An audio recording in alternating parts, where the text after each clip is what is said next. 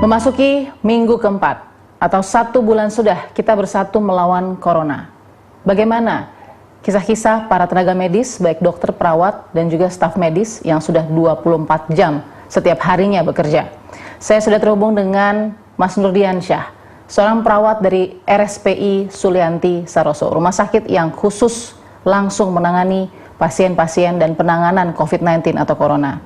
Assalamualaikum Mas Nurdiansyah. Ya, Assalamualaikum warahmatullahi wabarakatuh, Mbak Bilqis. Mas, sehat hari ini?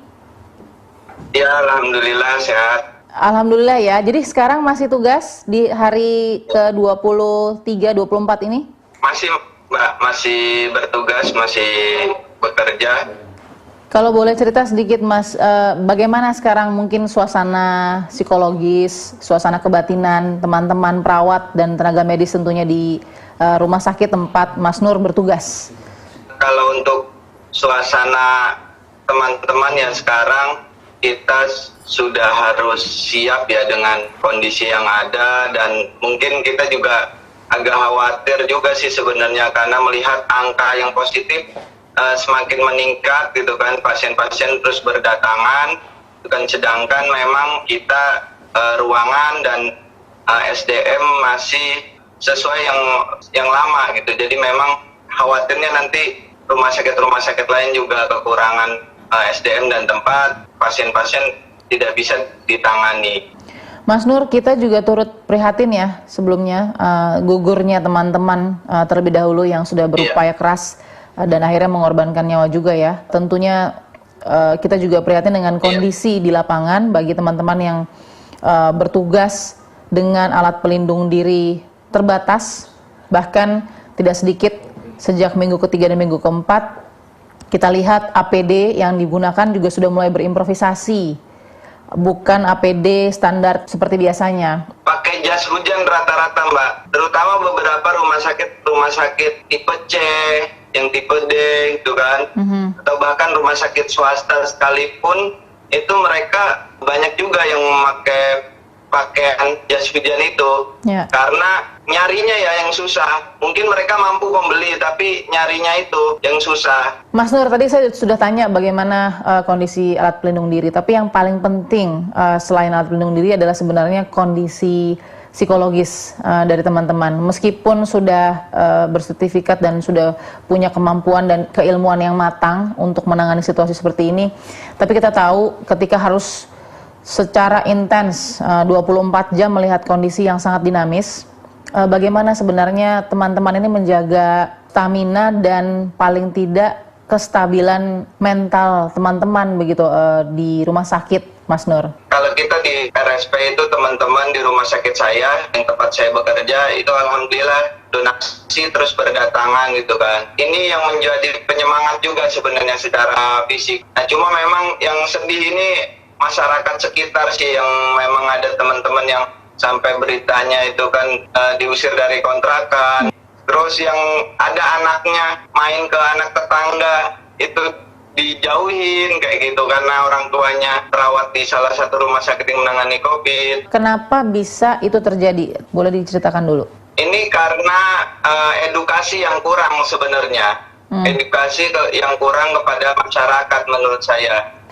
Mas Nur, ketika setelah tugas, ya misalkan shiftnya habis nih, terus kemudian selesai tugas kita ganti dulu sama rekan yang lain.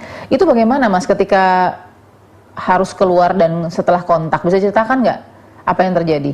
Jadi kita ketika datang ke rumah sakit itu pakai baju biasa. Nah, sampai ruangan, sebelum memasuki ruangan kita ganti baju semuanya. Jadi baju kamar operasi gitu kan. Kemudian pakai APD lengkap. Mulai dari atas sampai bawah, coverall, terus kemudian ke pasien. Habis dari pasien kita itunya dilepas semua, mandi dengan menggunakan cairan yang memang sudah standarisasi gitu kan. Terus kemudian baru kita pakai baju yang baru lagi. Apakah manajemen juga melindungi tenaga medis dengan cara memastikan standar satu alat pelindung bagi perawat untuk menangani satu pasien? Kalau di kami semua pasien PDP itu kami sudah menganggap itu mereka positif. Sampai dengan keluar hasil negatif baru kita perlakukan dia seperti biasa. Setiap ke pasien harus ganti pakaian. Ganti pakaian atau ganti APD atau ganti pakaian, Mas? Ganti APD terluarnya. Itu standar yang sudah diharuskan ya oleh semua rumah sakit ya? Iya. Oke. Iya, betul. Mas Nur, sudah berapa banyak pasien COVID-19 yang Mas Nur tangani sejauh ini? Sudah hari ke-22, 23, mohon maaf. Ya. 20-an ya. Hampir. Karena sebelumnya saya di ruangan bawah itu yang isolasi yang sudah lama, terus sekarang saya di ruangan isolasi yang tambahan. Wow, hampir 20 pasien yang kontak langsung ya dengan Mas Nur ya? Kalau yang kontak langsung kita kan dibagi dua, satu kali dinas. Itu ya karena ganti-gantian ya. Jadi ganti-gantian kamar sebenarnya. Satu perawat, dua pasien. Satu perawat, dua pasien di RSPI Sulianti Saroso ya. Nah, Mas Nur kan pegang sudah puluhan pasien, ibaratnya begitu ya, menangani puluhan pasien COVID-19. Ada cerita-cerita yang mungkin mengharukan bagi Mas Nur itu ketika kondisi pasien seperti apa yang bisa Mas bagi ke kami? Kalau yang ya salah satu pasien saya mungkin dia adalah PDP kan ya, tapi hasilnya belum ketahuan. Kita juga sedih juga ya ketika pasiennya dalam kondisi kritis, kemudian ruangan di kita ICU penuh, terus ruangan di tempat lain penuh, dan akhirnya kita membantu semaksimal mungkin dan akhirnya ada yang meninggal gitu kan di ruangan rawat biasa. Nah, ini yang kita khawatirkan seperti itu, pasien positif banyak, yang kritis banyak, tapi ruangan di Indonesia ini tidak bisa menampung pasien-pasien dengan kondisi yang berat itu gitu, dan akhirnya meninggal. Mas Nur sendiri meskipun mungkin tidak bisa menenangkan 100% hati orang tua di rumah, tapi kalau ingin bisa menyampaikan kepada orang tua Mas Nur yang juga mungkin bisa mewakili kepada orang tua para perawat muda di Indonesia, apa sih Mas Nur yang mau disampaikan dengan nyawa sebagai taruhan saat ini ya, sebagai garda terdepan? Untuk orang tua saya dan mungkin untuk orang tua teman-teman perawat yang anaknya bekerja sebagai perawat, ini pertama tidak usah mengkhawatirkan, kita titip doa dari rumah agar kita anak-anaknya yang sebagai perawat ini bisa bekerja terus dan diberikan kesehatan. Terima kasih Mas Nur. Amin. Terima kasih Mas Nur. Selamat bertugas kembali. Ya, sama-sama Mbak. Ya, sama-sama. Baik, kita sudah berbicara dengan Nurdiansyah, seorang perawat dari RSPI Sulianti Saroso.